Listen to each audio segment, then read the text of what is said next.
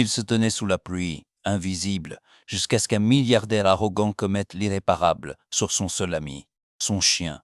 Un rire cruel, un coup violent. Tout le monde attendait la bagarre. Mais cet ancien soldat d'élite a choisi une arme bien plus terrifiante que les poings. Ce qu'il a fait sans dire un mot a détruit un empire. Préparez-vous, cette histoire de justice froide et silencieuse va vous marquer à jamais. Regardez jusqu'au bout. Restez avec nous, car cette histoire incroyable vous laissera sans voix. Avant de commencer, n'oubliez pas de liker et de vous abonner. Et surtout, je suis curieux, d'où nous regardez-vous? Indiquez votre pays dans les commentaires. J'adore voir jusqu'où voyagent nos histoires. La pluie tombait sans pitié ce soir-là. Une pluie glaciale, mordante, qui transformait les lumières de la ville en taches floues sur le bitume sombre. Le vent s'acharnait contre les bannières publicitaires d'un immense bâtiment de verre, faisant claquer le tissu mouillé comme un avertissement que personne ne voulait entendre. Jack Miller avançait à travers cette tempête silencieuse comme un homme qui cherche à disparaître. C'était difficile pour lui. Il était grand, les épaules larges, taillées dans le granit. Même dans ses vêtements de travail usés, il dégageait cette aura particulière, celle des hommes qui ont vu trop de choses et qui ont appris à ne plus faire de bruit. À 35 ans, l'ancien soldat des forces spéciales portait sur son visage les traces d'une vie qui ne l'avait pas épargné. Une barbe courte, bien entretenue, cachait une mâchoire serrée par des années de discipline et de nuits sans sommeil. Depuis qu'il avait quitté l'armée, le monde civil n'avait pas été tendre. Une vieille blessure qui se réveillait avec le froid. Un compte en banque qui ne remontait jamais. Un calendrier rempli de factures en retard. Et pourtant, il était là. Il tenait bon. Chaque soir, peu importe la maigreur de son repas, il partageait la dernière bouchée avec Rex. Rex marchait à ses côtés, indifférent à la pluie. C'était un magnifique berger allemand de 8 ans au pelage noir et feu. Il ne demandait rien. Il ne tirait pas sur sa laisse. Il se contentait de surveiller, d'écouter, collé à la jambe de Jack, comme s'il protégeait un trésor invisible. Le museau du chien commençait à grisonner, lui donnant l'air digne d'un vieux vétéran. Par temps froid, comme ce soir, on pouvait voir qu'il boitait légèrement de la patte arrière gauche. Une vieille douleur, souvenir des kilomètres parcourus ensemble sur des terrains hostiles, mais sa loyauté, elle, était intacte. Dans le petit appartement vide de Jack, Rex dormait toujours près de la porte. Pas par agressivité, mais par habitude. Comme si le danger pouvait revenir à tout moment pour les séparer. Ce soir, le travail était simple. Jack devait assurer la maintenance lors d'une soirée de gala, le showcase de l'innovation défense. À l'intérieur, tout n'était que luxe, sol poli et costume à $3000. Jack devait être invisible, réparer ce qui cassait, se taire et repartir. Il avait emmené Rex parce qu'il n'avait pas les moyens de payer quelqu'un pour le garder. Et surtout parce que Rex était son ancre. Sans ce chien, les souvenirs sombres de la guerre revenaient trop vite dans l'esprit de Jack. Rex était le seul poids qui l'empêchait de dériver.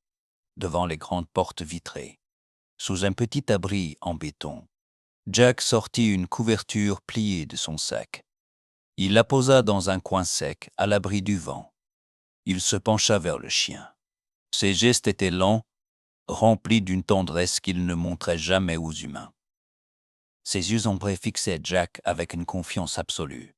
Il ne bougerait pas. Il attendrait, même si le ciel lui tombait sur la tête, parce que Jack lui avait demandé. Jack caressa une dernière fois le cou épais de l'animal, sentant la chaleur de sa fourrure contre sa main froide. C'était un adieu temporaire, mais qui serrait toujours un peu le cœur. Jack se redressa, ajusta sa veste de travail et se tourna vers l'entrée. À travers la vitre, il voyait déjà les invités, des hommes en costume brillant, des rires forts, des coupes de champagne. un monde qui brillait de mille feux, un monde qui avait oublié ce que signifiait avoir froid. Jack prit une profonde inspiration et poussa la porte. Il ne savait pas encore que ce soir le silence allait se briser. Il ne savait pas que dehors, dans le froid et la nuit, le destin de son meilleur ami allait basculer à cause d'un seul homme. À l'intérieur, l'événement brillait d'une lumière aveuglante. Le plafond de verre s'arquait au-dessus des invités, comme une cathédrale bâtie pour l'argent plutôt que pour la prière. Tout ici respirait la puissance. Des drones futuristes tournaient lentement sur des présentoirs. Des capteurs scintillaient sous les projecteurs. Et la foule était dense. Des partenaires de la défense, des équipes marketing aux dents blanches, des gens qui riaient trop fort aux blagues des autres. Jack, lui, restait collé au mur. Il réparait un capteur de porte défaillant, remplaçait une bande lumineuse près de l'entrée VIP. Il était une ombre dans ce monde de lumière. Soudain, l'énergie de la pièce changea comme un courant d'air froid traversant une pièce remplie de bougies. Un homme émergea près de l'entrée, entouré d'une petite cour d'admirateurs. Marcus Whitfield, le PD. Il semblait construit de confiance et de tissu hors de prix. La cinquantaine, grand, mince, les cheveux argentés coiffés en arrière. Son costume était impeccable. Sa montre valait plus que 10 années du salaire de Jack. Et son sourire avait le tranchant d'une lame qui n'a jamais besoin de se cacher. Il scannait l'espace comme si l'air lui-même lui devait loyauté. Il dit quelque chose à un assistant, un jeune homme aux mains nerveuses, puis éclata de rire. Un rire fort, fait pour être entendu. Les caméras se levèrent. Les téléphones apparurent comme des lucioles. La foule, toujours affamée de spectacle, dériva vers les portes vitrées. Jack entendit les mots avant de les comprendre. « Vous avez laissé quelqu'un gaver un chien là-bas » La voix du PG portait, amusée et pleine de dédain. « Nous recevons l'élite de la défense, et il y a un animal sale, comme un chien errant devant l'entrée. » La colonne vertébrale de Jack se raidit instantanément. Il lâcha son tournevis dans sa poche et se dirigea vers les portes. Il ne courait pas. Il ne paniquait pas. Il avançait juste plus vite comme un nuage d'orage choisissant sa direction. Dehors, le pédigue sortit sous l'auvent et pointa du doigt le coin où Rex était couché. Rex n'avait pas bougé. Il était calme, attentif, les oreilles légèrement en arrière à cause du bruit soudain. Le rire de Marcus transforma l'instant en performance. À l'intérieur, les gens se pressaient contre les vitres, les visages illuminés par la curiosité. Quelqu'un ricana. Quelqu'un chuchota. « Regarde ça !» Jack était encore à plusieurs mètres quand le PD s'approcha de Rex. Le chien ne grogna pas. Il ne montra pas les dents. Il leva simplement la tête, ses yeux cherchant Jack, attendant un ordre, une permission. Pendant une fraction de seconde, Jack espéra, absurdement, que l'homme s'arrêterait à l'insulte, que le monde resterait simplement cruel et non physique. Mais le PD ne s'arrêta pas. Il voulait démontrer sa domination. Il leva sa chaussure vernie, luisante sous les lumières de la ville, et la battit sur le flanc de Rex. Ce n'était pas un coup de pied donné par peur. C'était la cruauté désinvolte de quelqu'un qui écrase un insecte pour amuser la galerie.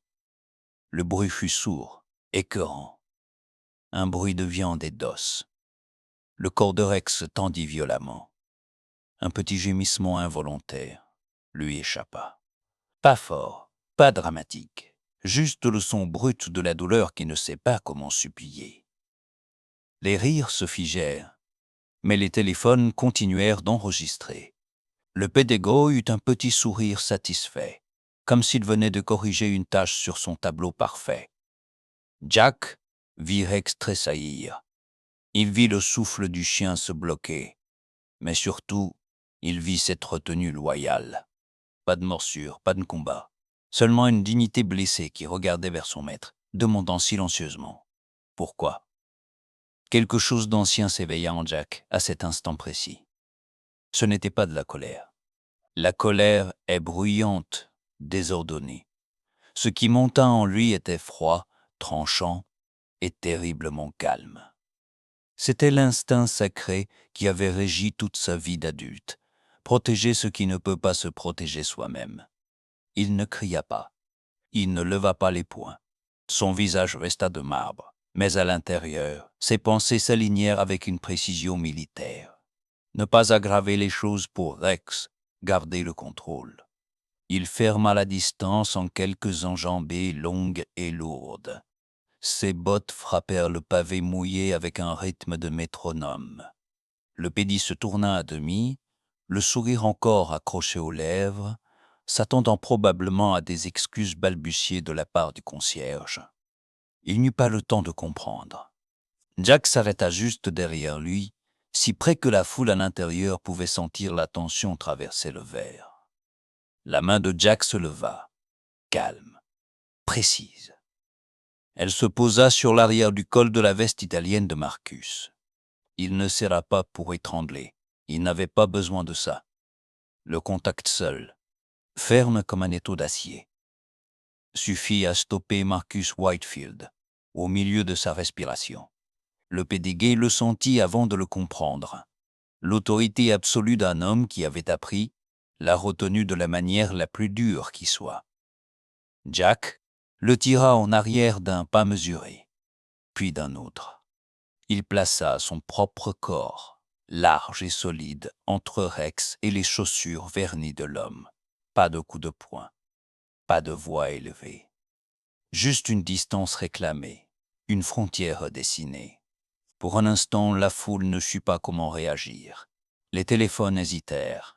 Le silence était total, lourd. Marcus, pâle, fixa Jack dans les yeux et y vit quelque chose qui lui glaça le sang. L'absence totale de peur. Puis, le charme se rompit. La sécurité surgit. 2 hommes en costume sombre s'interposèrent, les mains levées. « Monsieur, reculez. » Tout de suite. Jack lâcha le col immédiatement. Il ne regarda même plus le PJ. Pour lui, l'homme n'existait plus. Il s'accroupit instantanément près de Rex. Il passa une main tremblante d'inquiétude, mais douce, sur les côtes du chien. Rex, le souffle court, lécha le poignet de Jack. Ce petit geste, cette absolution muette, frappa Jack en plein cœur. « Il a besoin d'un vétérinaire », dit Jack d'une voix basse qui ne tolérait aucune discussion. Il n'y eut pas de débat. Une femme de l'administration, le visage fermé, l'attendait déjà dans un bureau latéral, 5 minutes plus tard. La sentence tomba avec une efficacité bureaucratique. Il y a eu une plainte pour agression. Rendez votre badge. Vous sortez.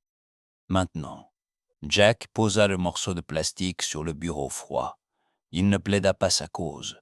Il ne raconta pas l'histoire. Il savait que la vérité ne comptait pas ici. Seul le pouvoir comptait. Il sortit par la porte de service, soutenant Rex qui marchait difficilement. Ils rejoignirent sa vieille voiture garée loin des regards. Jack installa le chien sur la banquette arrière avec une précaution infinie, arrangeant une vieille couverture pour amortir les chocs. Il s'assit au volant et ferma la porte, isolant enfin le bruit de la pluie et du monde extérieur. Le silence de l'habitacle était assourdissant. Jack posa ses mains sur le volant. Il les regarda. Elles tremblaient. Ce n'était pas la peur. C'était l'adrénaline de la violence qu'il avait dû ravaler. C'était la rage qu'il avait dû étouffer pour ne pas détruire l'homme qui avait blessé son chien. Il ferma les yeux, prit une inspiration tremblante et tendit la main vers l'arrière pour toucher le museau tiède de Rex. « Ça va aller, mon vieux », murmura-t-il dans l'obscurité. « Je suis là. On rentre. » Le retour à l'appartement fut un naufrage silencieux. L'espace était petit, meublé de l'essentiel, mais ce soir-là, il semblait immense tant la solitude y résonnait. Jack installa Rex sur son coussin, vérifiant une nouvelle fois ses flancs. Le chien dormait lourdement, sous l'effet des antidouleurs prescrits par la vétérinaire. Jack, lui, ne dormait pas. Il était assis sur une chaise en bois, dans la pénombre de la cuisine, écoutant le souffle irrégulier de son compagnon. La rumeur arriva avant la nuit, portée par la lumière bleue de son téléphone posé sur la table. L'appareil vibra, puis s'illumina, encore et encore. Des messages de numéros inconnus, des notifications. Jack finit par regarder. Une vidéo circulait. Elle était courte, habilement coupée. On y voyait Jack saisir le col du Pidgey, son visage dur, menaçant. Le coup de pied de Marcus disparut. La douleur de Rex, coupée au montage. La légende était simple et brutale. Un employé de maintenance agresse le Pidgey lors d'un gala de charité. Les commentaires étaient un déversoir de haine. « Quel sauvage !» disait l'un. « Il devrait être en prison » disait un autre. Jack lut 3 lignes, puis retourna le téléphone face contre la table.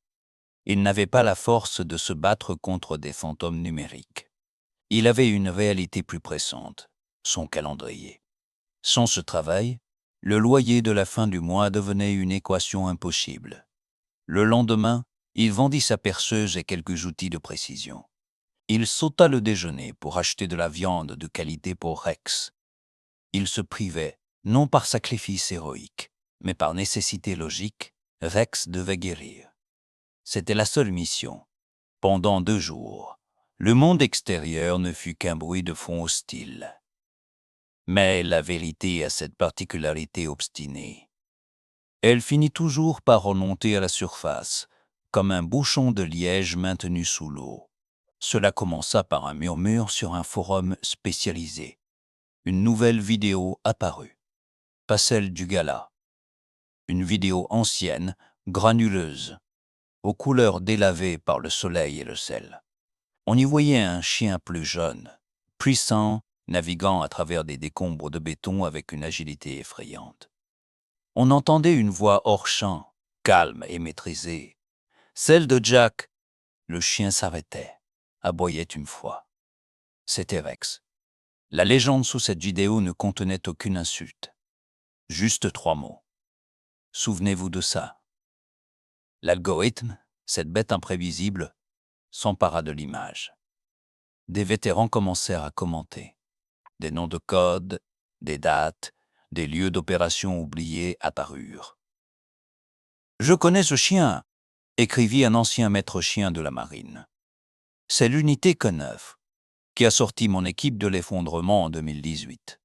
L'homme qui parle, c'est le sergent Millet. Ce n'est pas un concierge. C'est une légende. » Le vent tournait. L'histoire changeait de forme. Ce n'était plus l'histoire d'une brute agressant un homme riche. C'était l'histoire d'un héros oublié et de son partenaire fidèle, humilié par un homme qui n'avait jamais connu la poussière du terrain. Dans son petit appartement, Jack ignorait encore que dehors, une armée invisible commençait à se lever pour lui. Il se contentait de caresser la tête de Rex, qui ouvrit un œil et remua doucement la queue, ignorant lui aussi qu'il était en train de devenir le symbole d'une bataille bien plus grande qu'eux. L'appel arriva un mardi matin, alors que Jack changeait le pansement de Rex. Une voix lisse, professionnelle, l'invita à une réunion de conciliation. Le lieu choisi n'était pas le bureau de verre de Marcus, mais une petite salle de conférence dans un hôtel impersonnel près de l'autoroute, un terrain neutre, une zone grise. Jack s'y rendit seul. Il portait sa veste propre, celle qu'il gardait pour les enterrements et les entretiens d'embauche. En entrant dans la salle, il fut frappé par l'odeur, un mélange de climatisation rance et de café froid. Assis de l'autre côté d'une table en faux bois, un homme l'attendait. Il ne s'agissait pas de Marcus Whitefield. Les hommes comme Marcus ne se salissent pas les mains avec les détails. C'était un intermédiaire, un certain Thomas Reed, le genre d'homme dont le métier est de faire disparaître les problèmes des riches. Costume gris, sourire mesuré, regard qui évalue votre prix, à la seconde où vous franchissez la porte. Reed ne perdit pas de temps en politesse. Il poussa un dossier en cuir vers Jack.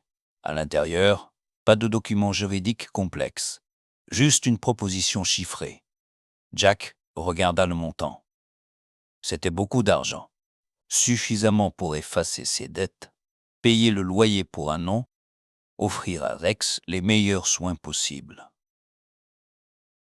C'était une porte de sortie dorée. En échange, une seule condition, le silence. Jack devait retirer toute plainte, signer un accord de confidentialité et admettre publiquement qu'il s'agissait d'un malentendu regrettable. Le silence s'étira dans la pièce, seulement troublé par le bourdonnement du frigo du minibar. Reed croisa les mains, confiant. Il avait vu des hommes plus fiers que Jack plier devant moins que ça. La pauvreté a une façon d'éroder les principes, pensait-il. Jack ferma doucement le dossier. Il pensa aux factures sur sa table de cuisine. Il pensa à la peur du lendemain qui lui nouait l'estomac chaque nuit. Puis, l'image de la chaussure, vernis s'écrasant sur le flanc de Rex, traversa son esprit. Il revit le regard de son chien, ce mélange de douleur et de confiance absolue. Il ne s'agissait pas d'une transaction commerciale, il s'agissait d'honneur. Il fit glisser le dossier vers Reed. « Non », dit Jack. Le mot tomba comme une pierre dans une mare calme. Le sourire de Reed vacilla légèrement. « Monsieur Miller, soyons réalistes. C'est une offre généreuse. Tout a un prix. C'est comme ça que le monde fonctionne. » Jack se leva lentement. Il posa ses mains à plat sur la table et se pencha légèrement en avant. Son visage était calme, effrayant de sérénité. « Vous ne comprenez pas, » dit Jack d'une voix basse, presque douce. « Vous n'avez pas juste insulté un homme. Vous avez piétiné la seule chose pure qu'il me reste dans cette vie. » Il marqua une pause, ses yeux plantés dans ceux de l'intermédiaire. « Vous pensez que vous pouvez acheter mon chien? Vous pensez que vous pouvez acheter sa douleur?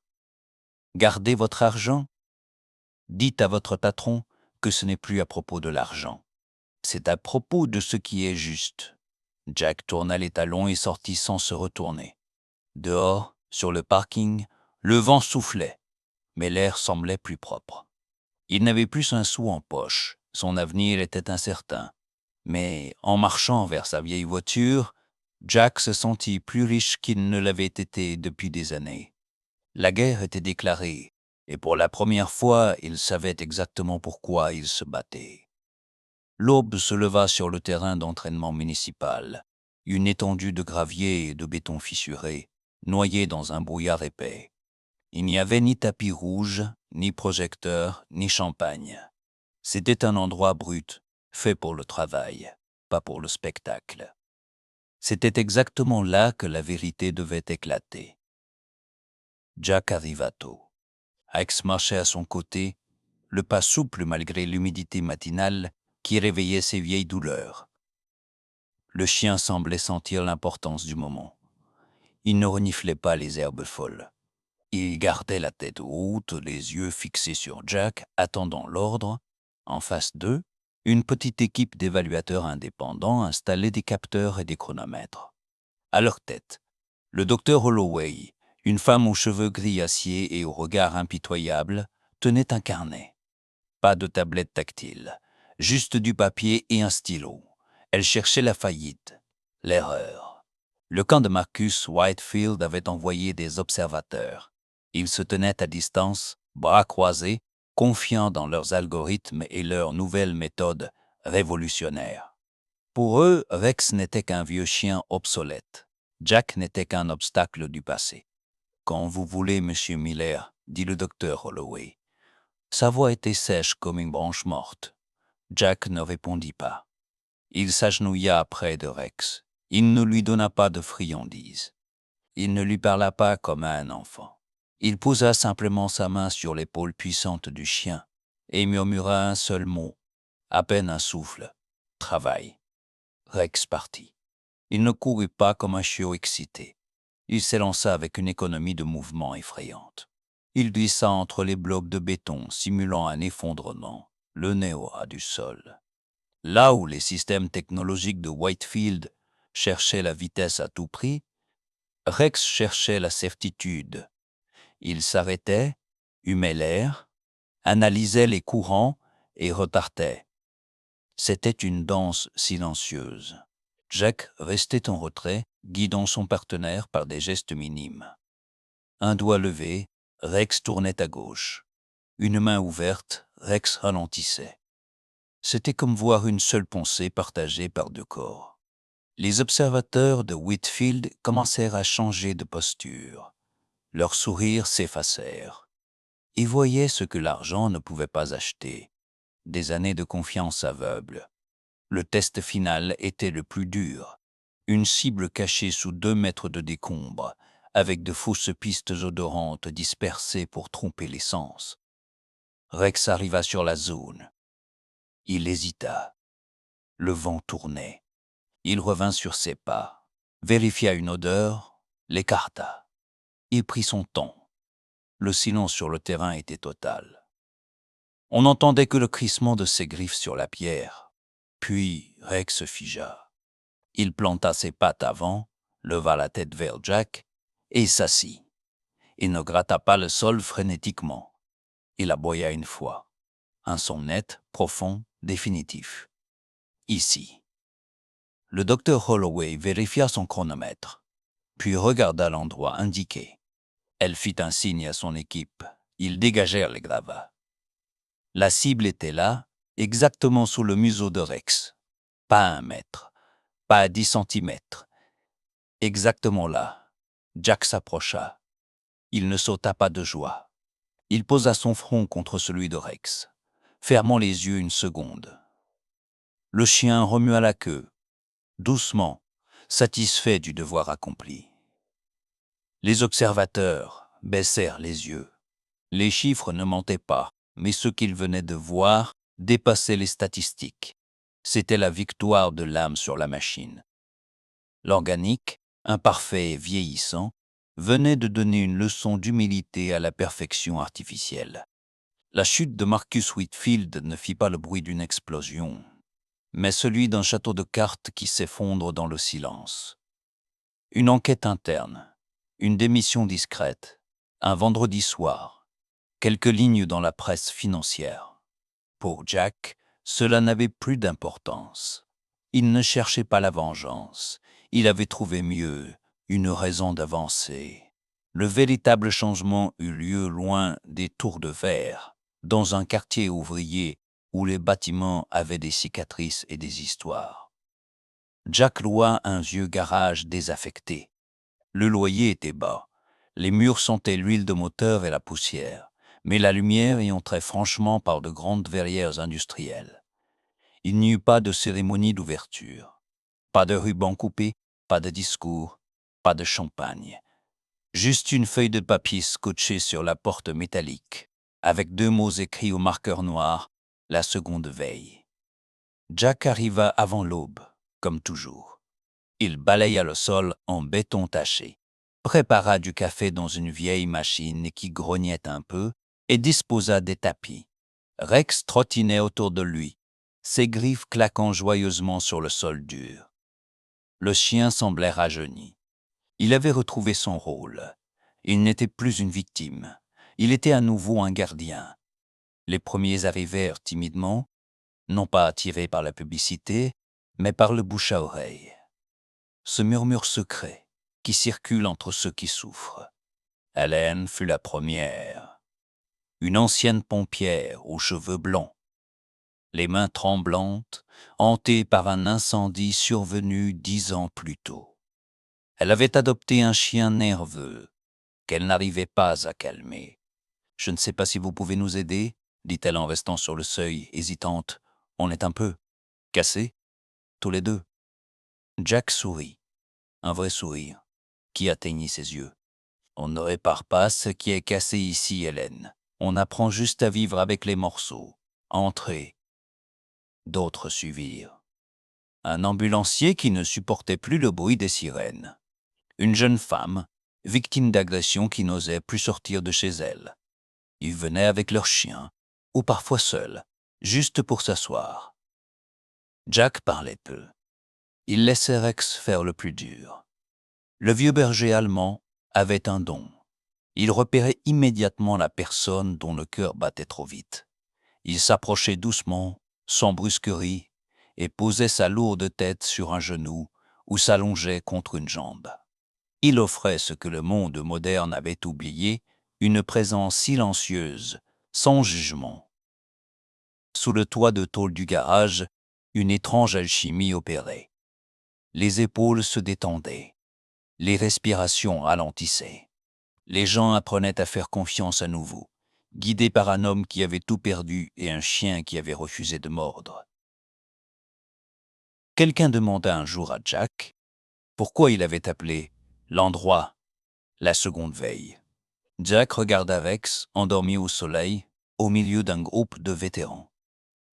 La première veille, c'est quand on est jeune, qu'on manque la garde face au danger, répondit Jack doucement. La seconde veille, c'est celle qui vient après la tempête. C'est celle où l'on veille les uns sur les autres, pour s'assurer que tout le monde rentre à la maison. Dans ce garage modeste, loin du luxe et de l'arrogance, une communauté était née. Une famille d'âmes blessées qui, ensemble, commençaient enfin à guérir. Les années passèrent comme les feuilles emportées par le vent d'automne qui balayait le parc ce jour-là. Le temps avait fait son œuvre, adoucissant les angles, transformant la colère en une sagesse tranquille. Jack marchait lentement sur le sentier bordé d'arbres aux couleurs de feu.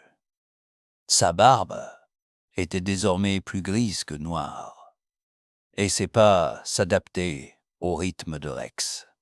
Le vieux berger allemand avait maintenant le museau entièrement blanc, comme s'il avait plongé la tête dans la neige pour ne plus jamais en ressortir. Il ne boitait plus vraiment, mais il s'économisait, gardant son énergie pour l'essentiel, être là, simplement, aux côtés de son maître. Au détour d'un banc, près de l'étang où les canards se querellaient pour du pain, un homme était assis. Il était seul, il portait un manteau simple, un peu trop grand pour ses épaules voûtées. Il ne regardait pas son téléphone. Il regardait le vide avec cet air absent de ceux qui ont vu leur empire devenir poussière. Jack le reconnut immédiatement. Ce n'était plus le titan de l'industrie qui écrasait le monde sous ses talons. C'était juste Marcus. Un homme vieilli, diminué, que l'oubli avait commencé à effacer. Jack aurait pu passer son chemin. Il aurait pu détourner le regard, savourer cette victoire silencieuse du destin. Mais il s'arrêta. Rex, sentant l'arrêt, leva la tête. Ses yeux ambrés, voilés par l'âge, mais toujours vifs, se posèrent sur l'homme au banc. Marcus leva les yeux à son tour. Il vit le chien. Il vit l'homme. Un éclair de reconnaissance traversa son visage, suivi immédiatement par une ombre odorante. Il se souvint du bruit de sa chaussure. Il se souvint de la douleur qu'il avait infligée pour rire. Marcus hésita, puis, d'un mouvement lent et tremblant, il tendit la main vers Rex.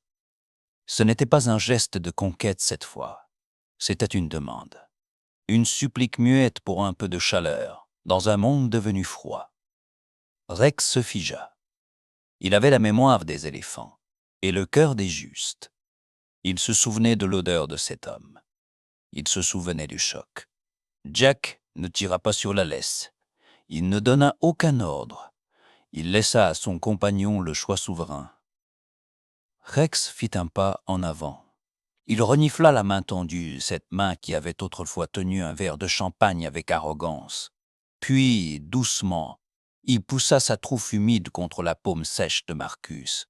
Il n'y eut pas de morsure, pas de vengeance, juste l'acceptation. Marcus ferma les yeux, et Jack vit une larme solitaire tracer son chemin sur la joue de l'ancien pédi. C'était le pardon, brut, immérité, et pourtant offert. Jack et Marcus échangèrent un regard. Aucun mot ne fut prononcé. Il n'y avait rien à dire. La vie s'était chargée de donner la leçon. Jack fit un petit signe de tête. Respectueux, final. Il rappela Rex doucement, et le duo reprit sa marche sous les arbres, laissant derrière eux un homme qui, pour la première fois depuis des années, ne se sentait plus tout à fait seul. En rentrant ce soir-là, Jack ferma les lumières du centre, une par une. Il s'assit un instant dans le noir avec Rex. Il réalisa que la vraie force ne réside pas dans la capacité à écraser les autres, mais dans la capacité à se relever et à tendre la main quand le moment est venu. La justice divine ne frappe pas toujours avec le bruit du tonnerre. Parfois, elle arrive silencieusement, avec la douceur d'un chien qui pardonne à celui qui l'a blessé. Parfois, les miracles n'arrivent pas avec des éclairs ou du feu. Ils arrivent discrètement, habillés de patience, de compassion et de retenue. Quand un homme choisit la miséricorde plutôt que la vengeance, quand une âme blessée protège au lieu de contre-attaquer, c'est souvent là que Dieu travaille. Dans la vie de tous les jours, au travail, dans la rue, dans ces moments où personne ne semble regarder, nous sommes testés non pas sur notre force, mais sur notre fidélité à ce qui est juste. Si cette histoire a touché votre cœur, partagez-la avec quelqu'un qui a besoin d'espoir aujourd'hui. Laissez un commentaire avec vos pensées et abonnez-vous à la chaîne pour que ces histoires puissent atteindre d'autres cœurs. Que Dieu vous bénisse, protège ceux que vous aimez et vous rappelle que même le plus petit acte de bonté peut être le début d'un grand miracle.